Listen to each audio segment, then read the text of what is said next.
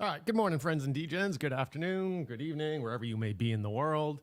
A little bit of a pedal tone and pedal note motif on that. We'll come back to that notion in a little bit. Hope everyone is doing well. This afternoon stream over here in the fine state of New Hampshire, it has dropped off a lot in temperatures. Woke up to a few inches of snow and sleet this morning. It's really tough to be a guitar player when your hands get cold, man. So anyway, thanks all for tuning in. Hope everyone's having a good time. Today's stream brought to you by Dunkin' Donuts iced coffee, fueled by a little bit of caffeine and hate this morning. Anyway, let's get down to it. Hey, shout out to first commenter here on the stream, Agent J. Good to see you. I know we're having a nice little exchange this morning with some of the folks in the DGen Roundtable about some of the preliminary overviews into today's topics. And so here we go. Let me share my screen out and we'll get cruising right along here.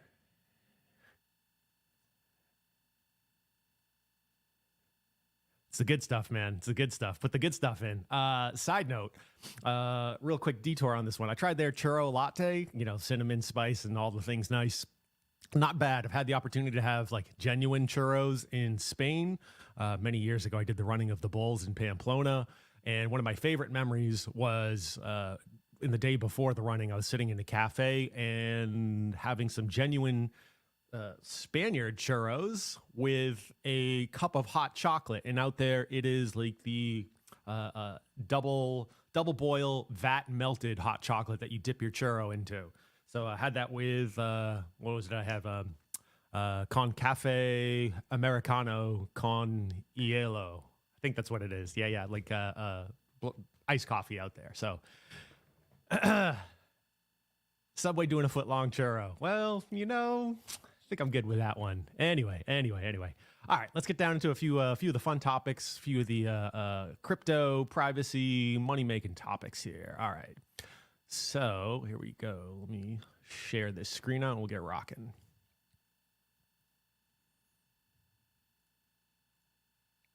All right, today is Saturday, March 23rd. Again, I've mentioned this clock on a few different of my other streams. In this particular case, according to this one, we are about 26 days out. I've seen that range spread from around like the 18th out through the 25th, give or take. So let's say sometime in that 1 week span, we can anticipate the halving, and then stuff gets really, really interesting around that part. But before we get into all of the super fun additional crypto stuff here, let's talk about a few other things. So one of the things that caught my attention recently on some of my Twitter feeds was this notion of the AI mirror test. And in this particular case, 4 of the AIs tested passed the mirror test. So in this case, the mirror test refers to when animals are marked and then presented with a mirror. If an animal attacks the mirror or ignores the mirror or uses the mirror, it basically indicates how self-aware potentially that animal is. So in this particular case, Josh over here took some screenshots and fed it back to the different AIs under the premise here that the less intelligent or less aware the AI is, the more it's just going to keep repeating the contents of the image repeatedly. So in this particular case, tested several. GPT-4 passed the mirror test within 3 interactions. Let's see here. Claude Sonnet passed on its second, and so forth. So are we looming on the verge of Skynet here, or some sort of other interesting creation, or benevolent dictator, or technocracy? I guess we're about to find out. Pretty fascinating stuff. I'll post that one up on a retweet on my Twitter feed for anyone who's interested in some of this AI stuff. I find the whole thing super fascinating. Anyway, so woke up this morning to some other interesting news here, aside from some of the anti-money laundering stuff we'll talk about from the EU. U.S. Congress averts a government shutdown, passing a $1 trillion bill. So in this particular case, as we're looking at this, middle of the night, not my favorite thing to wake up to and hear about the next day. And I know I certainly didn't have adequate time to fly through all of this and figure out what's going on there. I know Richard Hart posted up some stuff saying, hey, using AI to summarize it.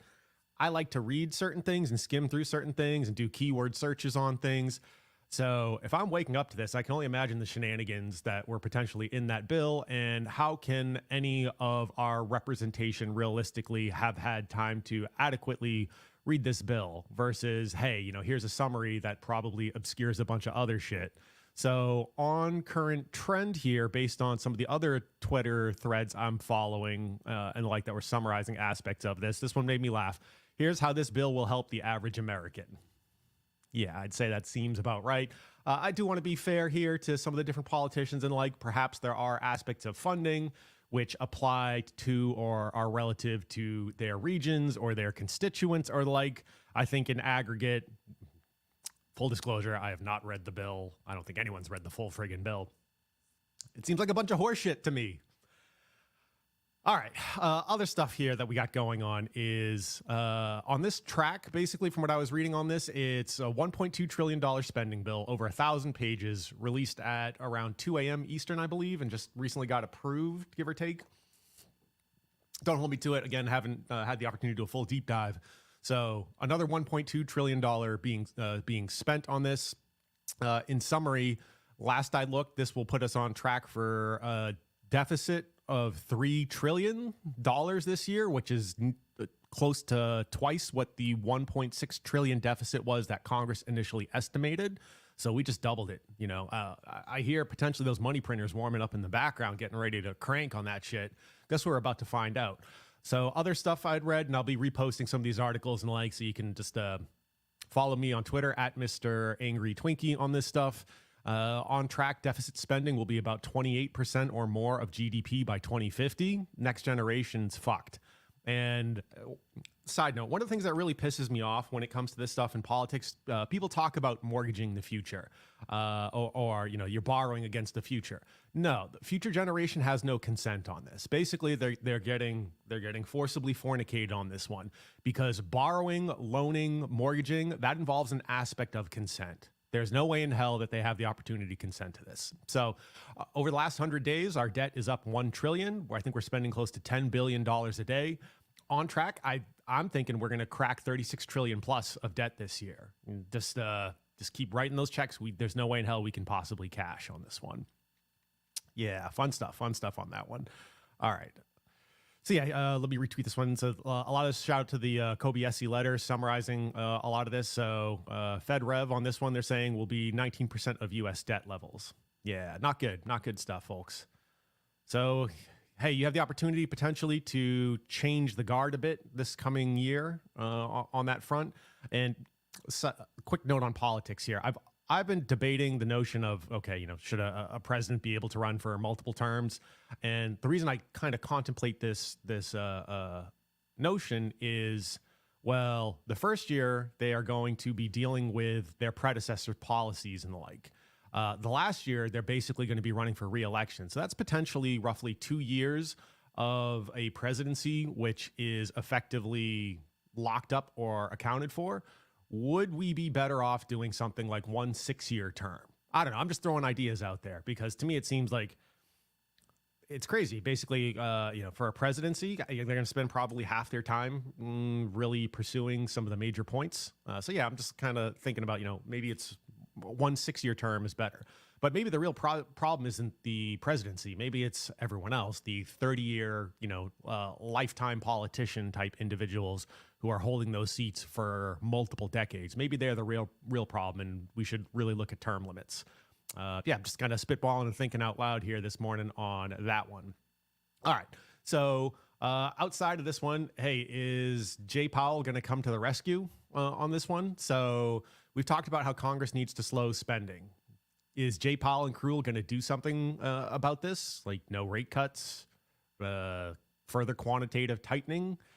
Does anyone think Jay Powell is going to continue to hold his job? Or does he sit there and say, fuck it, I'm going out. Let me do the best I can with what I got and the time I got left? I don't know. It's pretty interesting. But the spending is clearly out of control on this one. All right, let me come back real quick to some of the musical concepts here. So pedal tones and pedal notes. Just for a quick lesson of the day type thing. So in the intro, I'm bouncing off of really an open E string, which is just this string here on guitar. So pedal notes, I believe it has its origin in organ playing, where you could play a sustained note underneath the harmony and weave the harmony over it. Now, For guitar playing, there are some folks, I don't particularly play in that style. They'll play like a chord melody style. It's definitely a little bit more of a jazz thing. It's something I'm working on in the background. I got a lot of hours of woodshedding on that particular technique and skill set. But what I'm doing here is weaving a motif around an open note.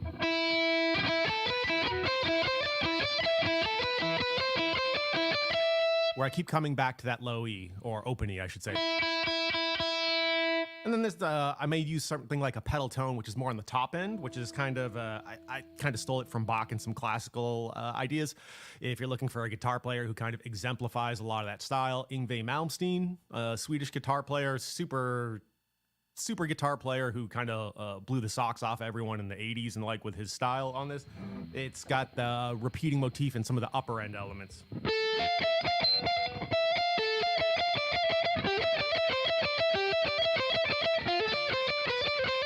Where the motif is on the top end.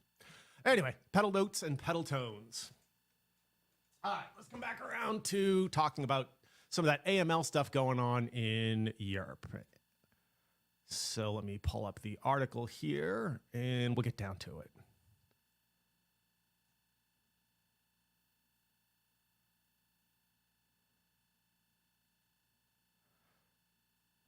Actually, let me reshare my screen.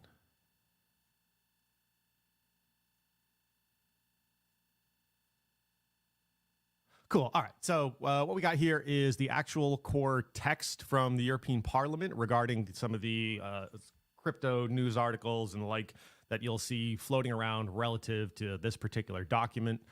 So in general, I did skim through this morning. I read somewhat quickly, not that quickly. So again, full disclosure, I am not a lawyer. I am certainly not a European lawyer. In a prior lifetime, as part of my experience in medical diagnostics, I was a GM for a company, had the opportunity to become a little bit more well-versed in aspects of finance and legal. So I'm just giving you my particular assessment of this. Certainly, I look forward to seeing some of the further discussions in some of the Telegram groups on Twitter and like, and by all means, if somebody out there sees something I'm saying that's flagrantly wrong and you're watching in chat, go ahead and drop me a note. Feel free to tag in a comment or the like. I think it's important that, one, people be aware of these types of movements across different political spheres, and two, we have an open and honest discourse. So to that end, I was kind of curious, and as I'm skimming through this, I'm letting my subconscious just register certain things. And one of the things I thought was really interesting was that, based on a quick search of this, cash is mentioned 34 times, wallet is mentioned 4 times, but crypto is mentioned 81 times. So that said, my quick summary on this based on what I was skimming through this morning, and shout out to Agent J and this morning's quick sidebar on this. It's crypto pseudonymous. If you know your way around blockchain explorers, you can generally kind of follow certain things on this. My stance or my assessment of this is it's not really an anti-crypto regulation per se. It's an anti-anonymity regulation. Try saying that 3 times fast. So, all right, let's jump down to some of the highlighted pages here that I got rocking on this one, and we'll see what's up. So, first section I want to get to is down at page 13 here. So in this particular case, they're saying the creation of markets in unique and non-fungible crypto assets, mainly NFTs in this one, has not resulted in legislation regulating their functioning. So by the 30th of December, end of this calendar year, the Commission will present a report to the EU Parliament and Council on latest developments with respect to crypto assets, including an assessment of the development of markets in unique and non-fungible crypto assets, NFTs, and what the appropriate regulation and treatment of those assets may be. So interesting stuff. Means more to come before the end of the year on this one. All right. Then the other section that jumped out to me was here. They want to impose a union-wide limit to limit large cash transactions above 10,000. Persons trading in goods no longer need to be subject to AML, anti-money laundering, and CFT. I'd have to go check out what that one is, with the exceptions of persons trading in precious metals, precious stones, other high-value goods, and cultural goods. So in this particular case, I wonder to what extent aspects of crypto NFT become classified as a good on this one. All right, let me hop down to page 42 here. And in this case, they're calling out to ensure the measures are proportionate with the risk posed by transactions of value lower than, in this case, 10,000 euros. Such measures should be limited to the identification and verification of the customer and the beneficial owner when carrying out occasional transactions of at least 3,000 euro. So in this particular case, while they're talking about an under 10K threshold for certain businesses and large transactions, even cracking 3K plus, they may want to have aspects of this tracked. Interestingly enough, the provision does not relieve the obliged entity from conducting all customer due diligence measures wherever there is a suspicion of money laundering or terrorist financing. And the word suspicion in that context to me is very interesting. What constitutes suspicious? I know a number of folks in the community have had trouble onboarding and offboarding when it comes to just the word crypto appearing in certain transactions, be it straight up money wiring from your bank to Coinbase and vice versa, either onboarding and offboarding. So what constitutes suspicious? In this particular case, if you're an obliged entity potentially dealing with some of these different individuals or businesses, you potentially are obliged to report suspicious activity to the FIU. I don't remember that acronym on that one. So regardless, though, potentially you are allegedly bound to have an obligation to report. That seems a little bogus to me on that one. Next one that jumped out at me was page 64. In order to avoid repeated customer identification procedures, it is appropriate to, subject to suitable safeguards, to allow obliged entities to rely on customer information collected by other obliged entities. What does this mean for information sharing throughout the EU relative to AML and future movements? And again, I didn't take this bill per se or this set of regulations as anti-crypto.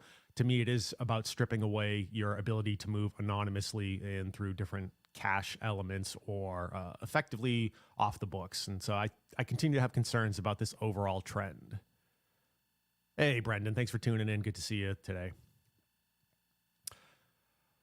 In this particular case, though, coming back around to page 64 here. So when an obliged entity relies on another obliged entity, the ultimate responsibility for due diligence should remain with the obliged entity, which chooses to rely on the customer due diligence performed by another obliged entity. AKA, no matter what, it's still on you to perhaps conduct additional investigation or report suspicious activity.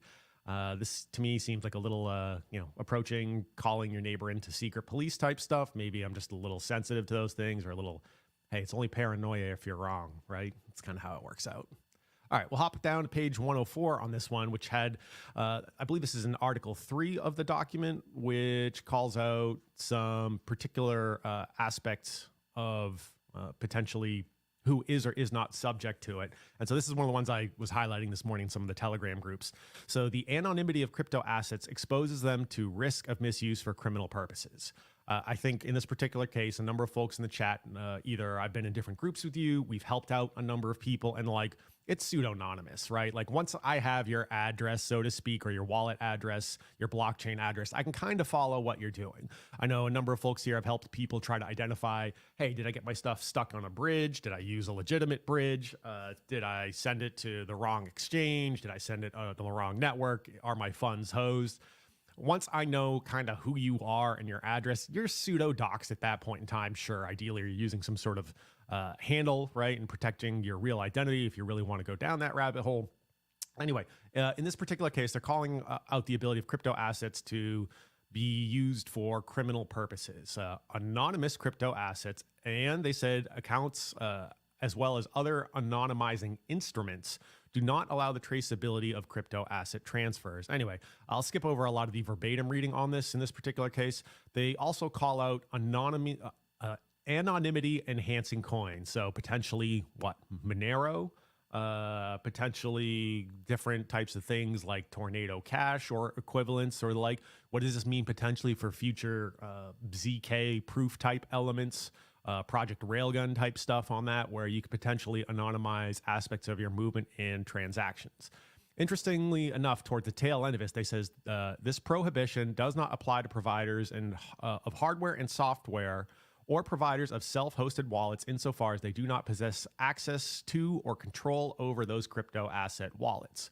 What does this mean for something like Ledger, where they are offering that recovery service where they, in principle, okay, yeah, your key is segmented, your private keys are segmented. Is it really?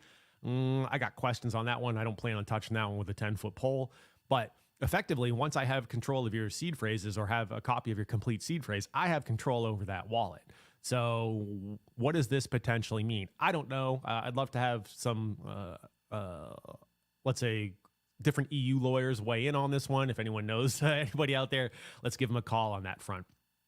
Next subsection here then indicates they want to limit large cash payments to 10,000. And I'm going to sit here and say, hey, from my stance, cash is more anonymous than any sort of cryptocurrency or blockchain type stuff. We might sit there and debate the aspect of, I don't think it's really a debate in this community, but the aspects of like fiat money. But in general, I'm arguing it's far less traceable once you have it, in hand and the ability to circulate it for any basically OTC deal. Anyway, so they want to introduce a union-wide limit to limit cash payments of 10,000. They do call out that different member states of the EU may need to adopt lower thresholds and stricter provisions, provided that they pursue legitimate objectives in the public interest. So it should not apply to payments between natural persons who are not acting in a professional function, and they don't want to unintentionally create barriers for people who are unbanked or for business to deposit income from their activities. So potentially they also have some exemptions here for payments or deposits made at credit institutions or electronic money institutions on that front.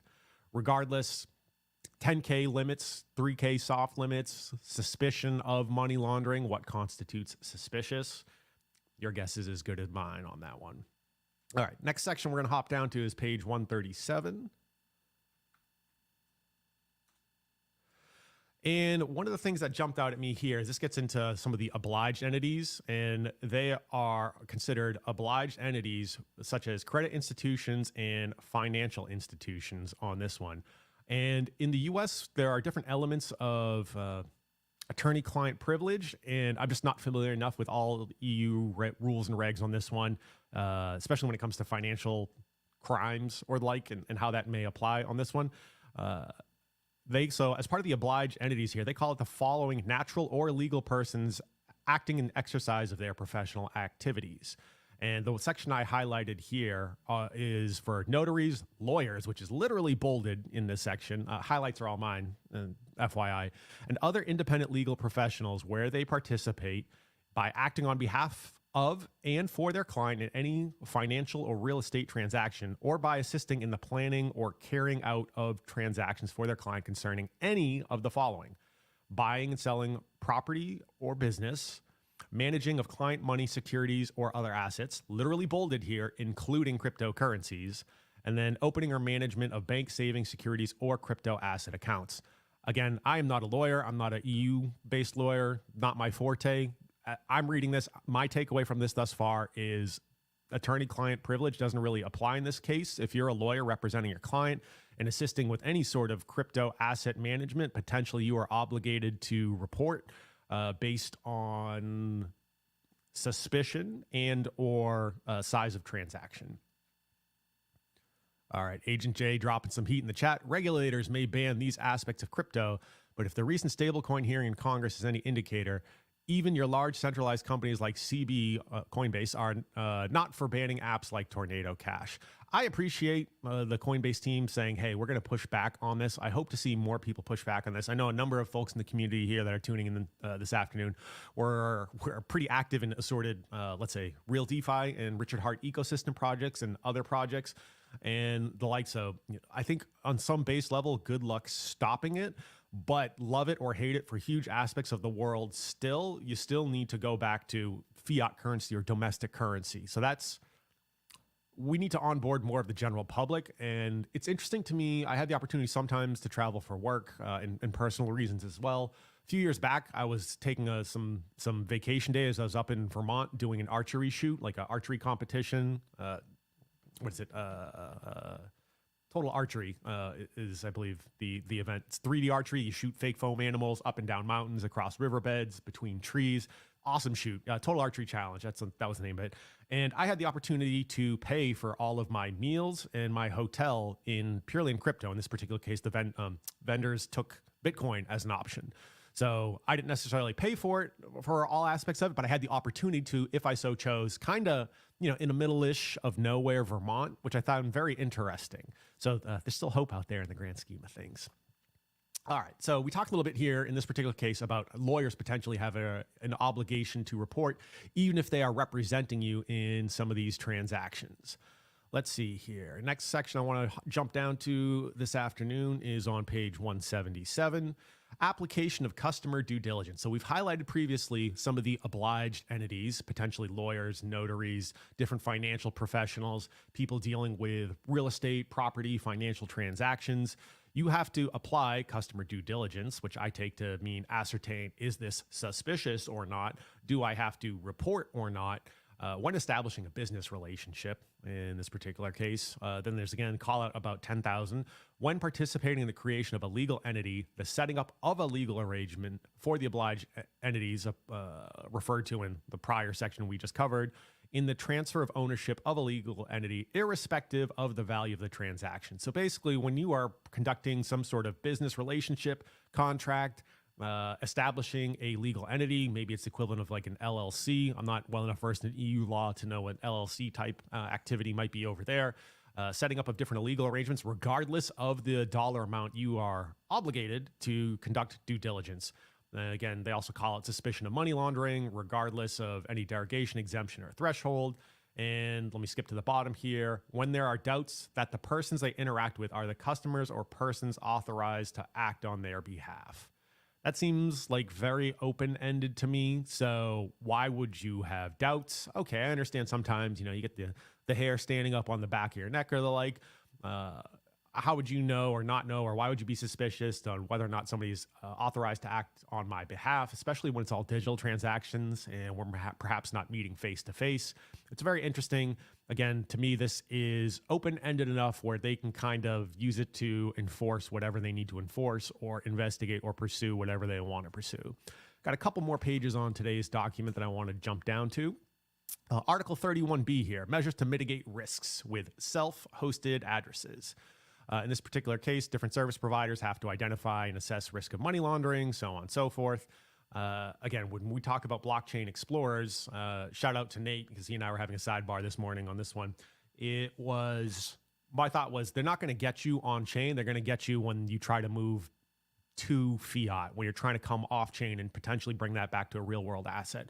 Now, in my particular state, there is one company who is willing to work with customers and home buyers to facilitate and arrange transactions in Bitcoin. Buy the house for Bitcoin, sell the house for Bitcoin, versus let me sell out and go to cash and whatever. They do try to facilitate directly to that. Shout out to Porcupine Real Estate up here. So in this particular case, crypto asset service providers have to apply mitigating measures commensurate with the risks identified, including one or more of the following. Risk-based measures to identify and verify the identity of some of these different originators, beneficiaries. Okay, many of us, at least in the US here, we're familiar with KYC aspects of it, requiring additional information on the origin and destination of crypto assets. Okay, what does that mean, requiring additional information, right? Like, words have meanings. When I don't see additional aspects of this flushed out, and okay, to be fair, it is a 329-page bill I did fly through in the span of about 45 minutes to an hour this morning. But in this particular case, define origin and destination. Like, destination would ideally be some aspect of in my pockets or in my possession, or to some other entity I wish to work with, transact with, invest in, purchase stuff. Who knows, right? So origin and destination, okay, potentially you can crawl across this data set through different blockchain explorers and web it all together. Very interesting. So this calls out aspects of risk management and self-hosted addresses and any other measure to mitigate and manage risks of money laundering. And this is all under the premise of money laundering. I think more money has been laundered through cash, and like, didn't they do away with like the 500 euro note some years back because it was determined to be one of the best tools to launder funds and conduct illicit activities like weapons trade and drugs trade? drugs trades on that one. I think it was the 500 euro note. It's been a minute on that one. All right. Anyway, last one here for today is final page I want to get to on this particular one. Again, additional aspects of measures to mitigate here. Anonymous accounts and bearer shares and bearer share warrants. Credit institutions, financial institutions, and crypto asset service providers shall be prohibited from keeping anonymous bank and payment accounts. Meaning I'm taking this basically, even if you wanted to potentially port your money into something like KuCoin or other equivalents on that one, they're going to start, if they haven't already throughout the EU, prohibiting aspects of allowing any sort of account aspect without you KYCing yourself. They also call out different anonymous safe deposit box and crypto asset accounts or any other anonymization tool to increase obfuscation of transactions, including through anonymity enhancing coins. Man, this afternoon, I'm really working on my enunciation today. All right, final stretch here. Owners and beneficiaries of existing anonymous bank or payment accounts, passbooks, safety deposit box, credit institutions, blah, blah, blah, shall be subject to customer due diligence measures before those accounts, passbooks, or deposit boxes are used in any way.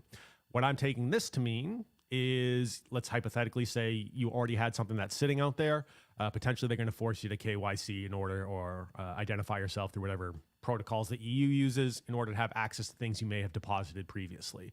So if you got stuff that's potentially tied up in the EU, my initial thought here, especially if it's a digital asset, crypto asset, yank it, pull it, get it out now. All right.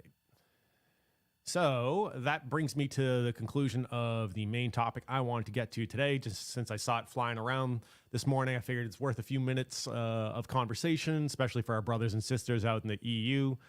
Hope everyone's got their bags packed and has the ability to move around and potentially escape that environment, or gives themselves some additional off-ramps or exit strategies on that front.